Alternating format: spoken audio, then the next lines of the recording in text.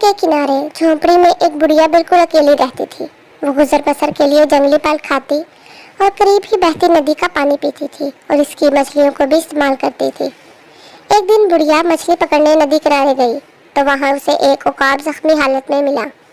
बुढ़िया मछली छोड़कर जल्दी से जख्मी उकाब को झोंपड़ी में ले आई और इसका इलाज और मदद करती रही। मरहम पट्टी के बाद बुढ़िया ने इसे आराम से घास पर लेटा दिया।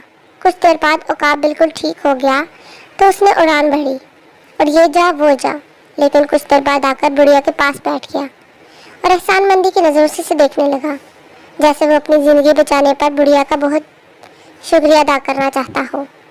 बुढ़िया इस वक्त मछली पकड़ने जा रही थी। चलते चलते बुढ़िया की नज़र उकाब के नाखूनों पर पड़ी तो वो रुक गई और खुद से कहा, ओहो, ये तो इतने लंबे नाखूनों की वजह से कुछ खा भी नहीं सकता होगा, ऐसे तो ये भूख से मर जाएगा।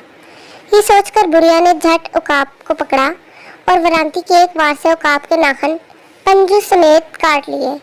मछली पकड़ने चल पड़ी। वापसी पर इसने उकाब को बेसुध पड़े देखा तो मुस्कुराई और खुद से कहा कि सोने दो, बेचारा थका हुआ है।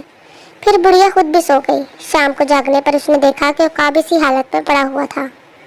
वो उकाब के करीब आई और बुढ़िया तो उसे सोता हुआ समझ रही थी, लेकिन उकाब ज्यादा खून बहने की वजह से मर चुका था। बुढ़िया शर्मिंदा सी सर पकड़कर वहीं बैठ गई, लेकिन अब क्या हो सकता था। बुढ़िया की नादानी की वजह से एक कीमती परिंदा अपनी जिंदगी से हाथ धो बैठा।